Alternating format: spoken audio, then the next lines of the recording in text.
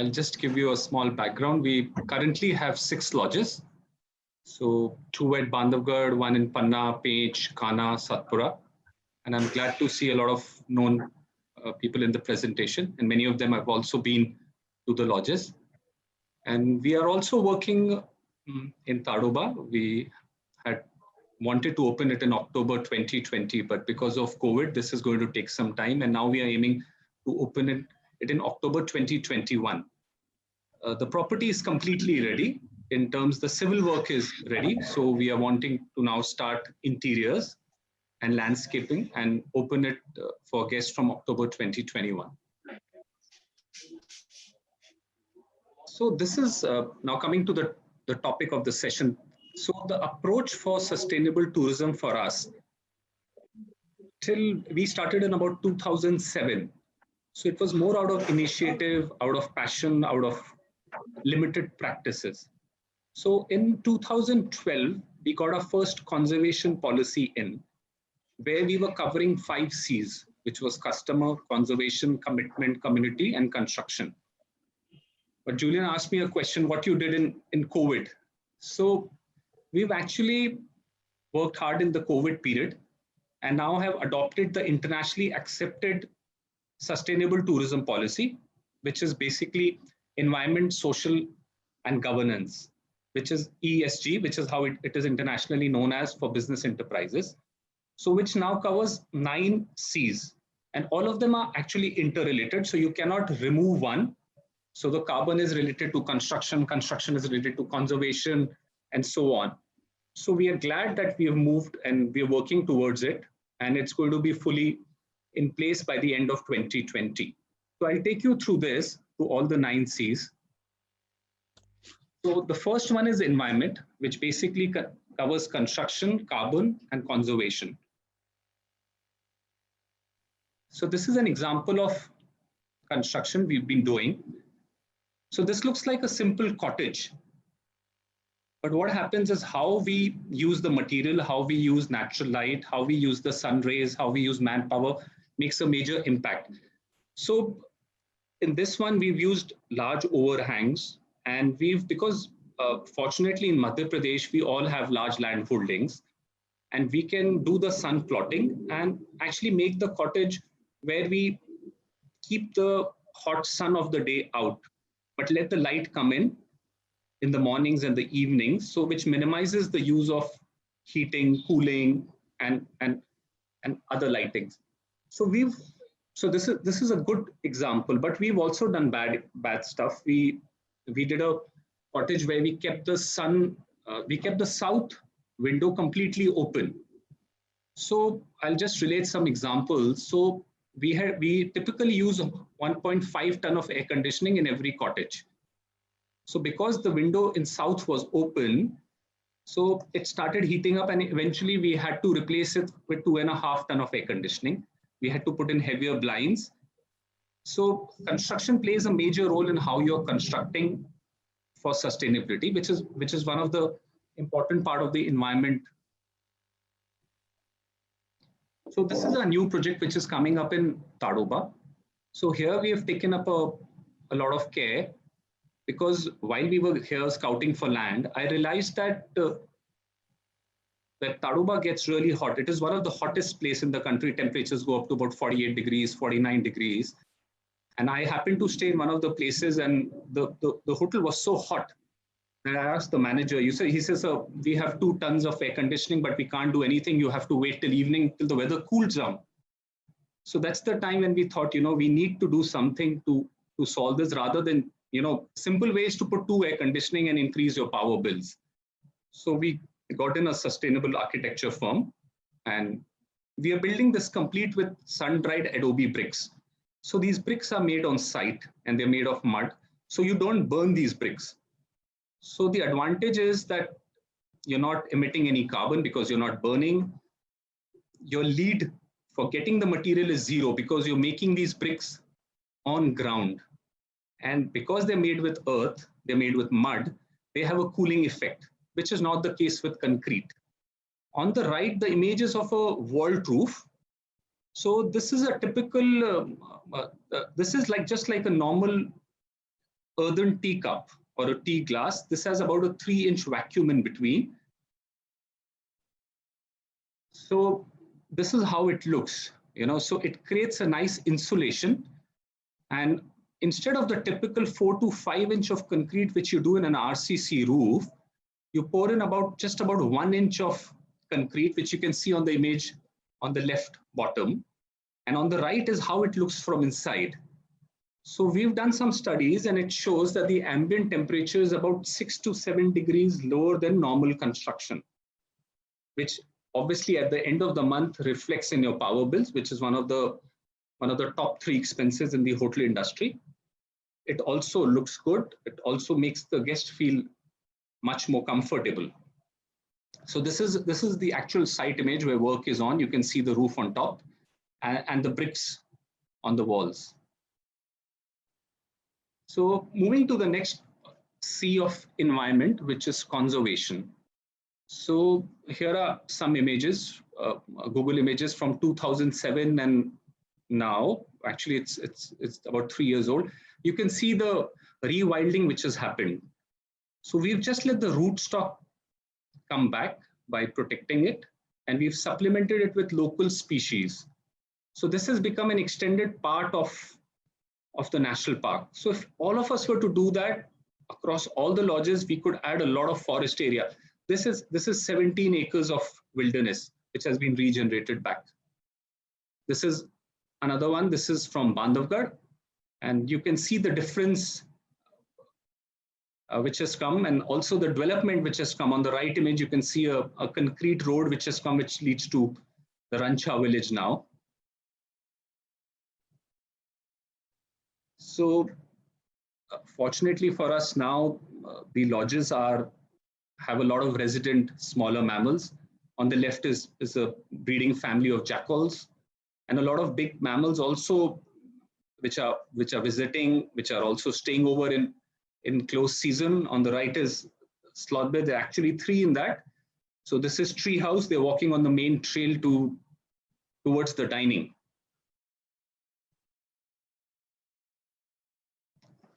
So moving on to the next C, which is carbon. So we have been focusing on reducing our carbon footprint. So one of the important things is reducing your carbon towards ingredients. One of them is vegetables. So today, most of our vegetables is sourced from our vegetable gardens or from the villages which are around, or from local suppliers, which helps in reducing. There is no point in flying in sushi and caviar and kiwis from across the world and creating luxury out of it.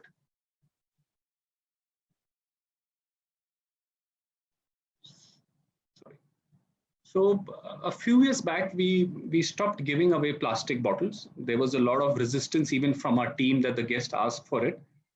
And fortunately, we've had great success with it. And we've done a rough calculation. In the last 3 years, we've saved over 100,000 plastic bottles. Just on about 25% occupancy with 5 bottles, 5 liters per day, you need about 10,000 bottles every year. And this has got us great feedback. A lot of guests have written back to us saying that, the bottle is sitting on my table, it's on my bedside, it's part of me wherever I go. It travels me, it reminds me of the great holiday I had in Bandhavgarh or Kana. And a few of them actually wrote back that this is the best hip flask I have. So we've also done away with all the toiletries, the single-use toiletries, because that actually the smaller plastic is worse, because you have little shampoo left or little soap left, which is of no use to anyone. For the first few times you give it to your team, after that they also don't need it, and the rat collectors don't need it because it's polluted. There is deteriorating chemicals in it. So we've saved lakhs of bottle by changing it to. So we've also done. These are a few examples of the changes we have done. We've moved to greener straws. We've moved to bamboo-made earbuds. A lot of people even ask, why bother about such small things? because we all probably know about the turtle which got the straw and which caused a campaign to ban straws in the world. So the smaller the plastic is, the worse it is, because it cannot go for recycling. Some more example of the changes. We've also done away with single-use coffee sachets and milk sachets. Actually, it turns out to be better. It turns out to be cheaper, also fresher, better coffee.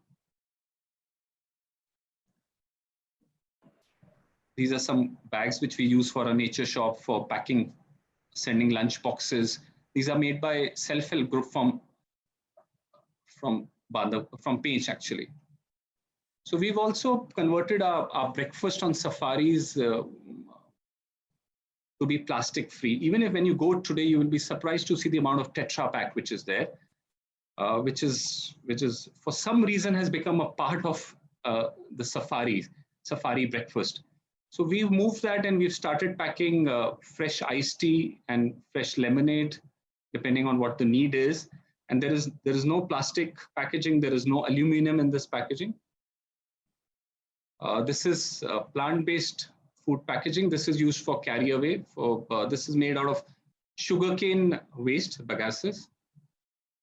So these are the sippers which we've introduced, and actually we've saved about 30,000 Tetra Packs in the last 3 years. It also makes business sense because one Tetra Pack today is costing about 15 rupees. And when you make fresh tea, iced tea or fresh lemonade, is probably a couple of bucks. This is on the right is the image for leaf composting. So we are collecting all our leaf and turning it around on a weekly basis. And at the end of 2 to 3 months, it gives you good compost for your garden. And on the left is the image of where your food compost, your kitchen waste is, the green waste is going.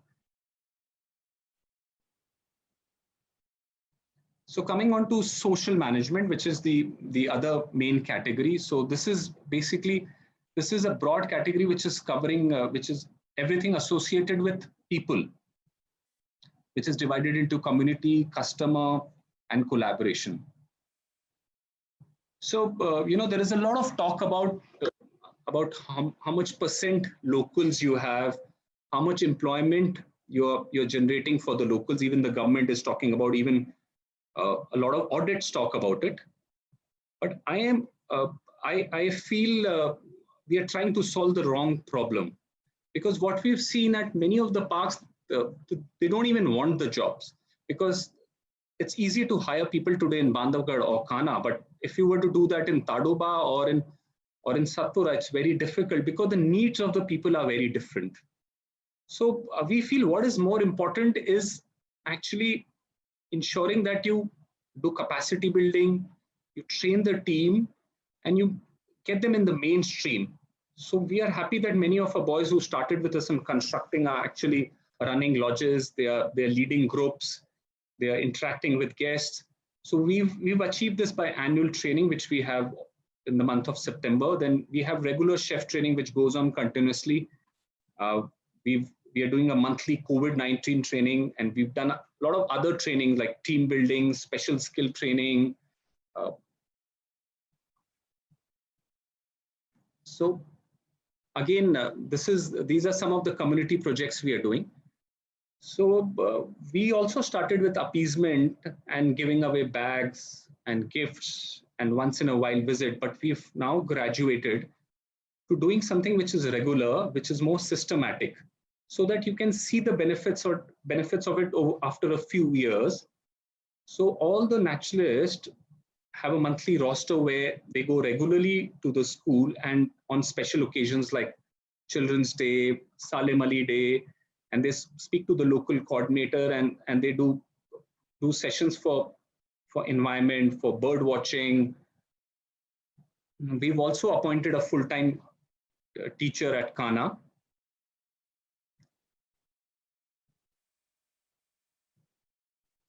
So a few years back, we've also introduced Naturalist training program, which is serving the final C for our social section. So we've got two programs, one is ProNat, which is a 24-day program, and we've got ANAT, which is a 6-day program. and both have had exceptional feedback, and both the programs are doing really well. We have one starting on 22nd of November. It was postponed from August to November. And this is open for enthusiasts, and it is priced very reasonably so that everyone can afford it. For the customer, we've also introduced low carbon footprint experiences like camping and walking trails in Satpura, cycling from Painch to Kana, which few of you have been part of. So I tell this to my team also, we have this great opportunity where we actually have hijacked the guest for 3 to 4 days with us in the jungle. And we should not lose this opportunity to convert a regular guest into an ambassador for wildlife and conservation. We've seen over the years, hundreds of guests who've just come back again and again, have turned into avid bird watchers, are staunch supporters of conservation. They go back, they're the spokesperson for our enterprise, they're the spokesperson for conservation, for wildlife. So we should all utilize this time, because time is premium, and you have them for 3 to 4 days with you at your lodge. So this is the collaboration with communities. So unlike mining or big industries where you need a social license to operate, we do not need a social license to operate because our enterprises are small.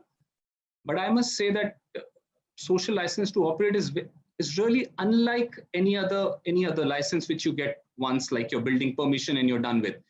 Social license to operate is something which you need to work on, you need to renew every day. This is the license which has been given to you by the community who actually owns that habitat, who have the first right on the forest.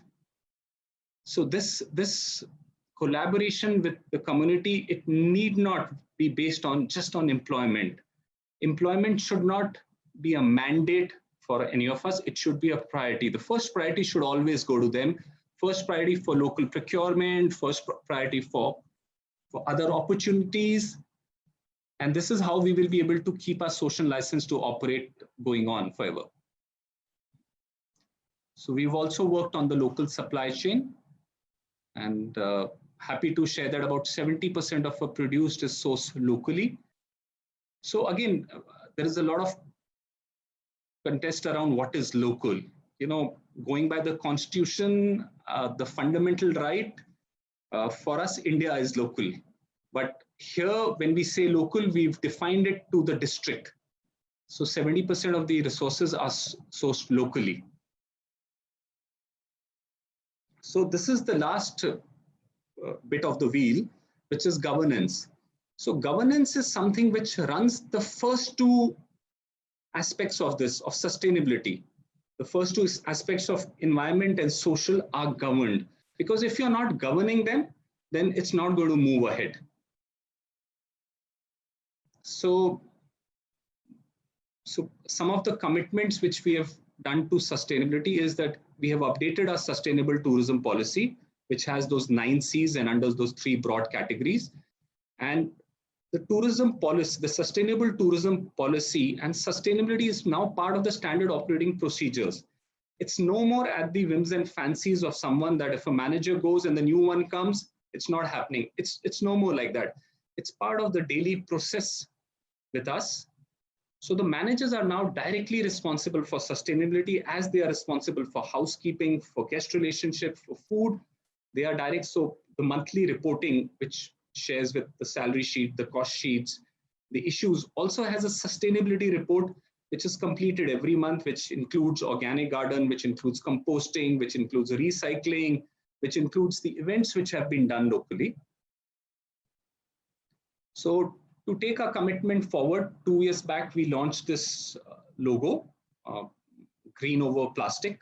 This is our logo to fight plastic. So during COVID, we've also taken this new initiative.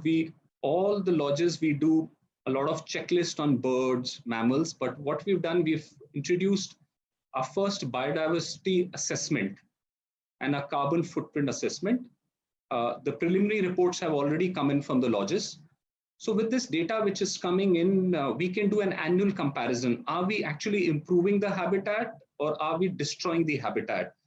Or we are just saying numbers, I saw 200 birds or I saw 250 birds. Is there a positive impact we are making, or is there a negative impact? Because tourism has had a lot of flack. So we thought we must do a report on how we are doing ourselves. So we are also calculating our carbon footprint, and going forward in 2021, we are hoping to offer guests how to offset the carbon footprint of their holiday. Besides, obviously, our effort is going to be minimizing the carbon footprint. So continuous improvement is part of the process, is part of the governance. For this season, we've also launched QR codes. So we've done away with all the paper in the lodge. So there are no more bird checklist, tree checklist. Please feel free to scan this. While I'm saying I'll hold on to this slide, and you'll be able to download the sustainability policy, bird list, and a lot of other things, even the menu. So everything is available for the guest, and this can be done from an ordinary phone camera or a QR code. And if for some reason the guest is not able to do it, we WhatsApp them. So we've removed all the paper need in the room, because disposing paper was also becoming a challenge in the jungles.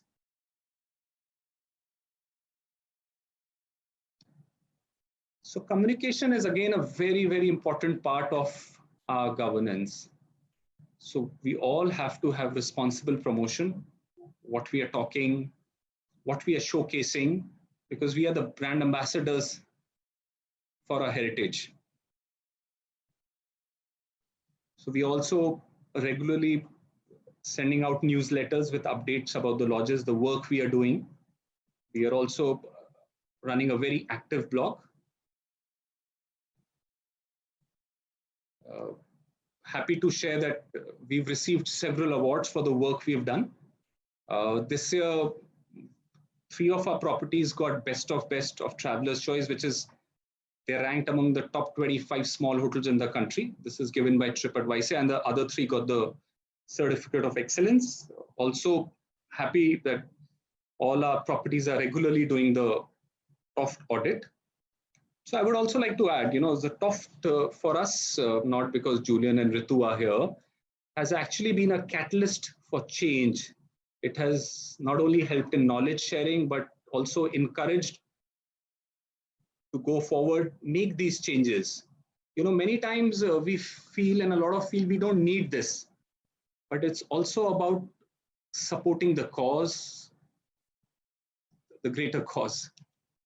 So we've also started annual cross-lodge audit, where senior managers or managers from other property can go down and cross-audit the other lodges. So a lot of time, this question is asked, why do it? You see the garbage piling up in Delhi, you see the pollution, you see the gray skies. So simply, one of the biggest reasons should be it makes economic value, because you will see a drastic reduction in power bills, lower cost of operations. We've saved, I can easily say we've actually cut down about 18 to 20% in our operation cost by doing all these things. So obviously money saved is money earned. So also we are in a fragile zone, and we are the ones who have a direct financial stake in these parks. No one else has.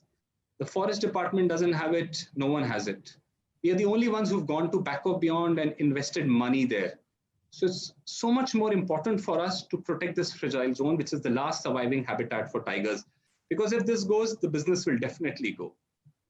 Another reason is that there is limited infrastructure to dispose these bottles, Tetra Packs. There are no recycling plants.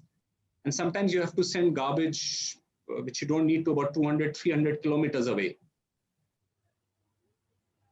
This is the new luxury. We've all grown up seeing ads, the biggest bar in town, biggest jacuzzi in the room, 700 feet room, 1,000 feet suite.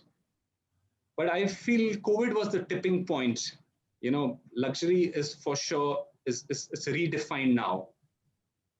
I'm sitting in my office, looking out at gray sky. That's definitely not luxury. So blue skies, fresh food. This is the luxury here to stay. Works really well for customer. 50% of the reviews which we get online or by email, they mention about the sustainability effort. They mention that we are happy to see there is no greenwashing, that you're walking the talk, which is such a delight, while saving the environment, while making economic sense, keeping guests happy. So a few low-hanging fruits which all of us can do, including city hotels can do. We should increase our green areas, local green areas. We can actually, even hotels in cities, you have manicured lawns, you're pumping in a lot of gardens, you're pumping in water, pesticides to keep those flowers up.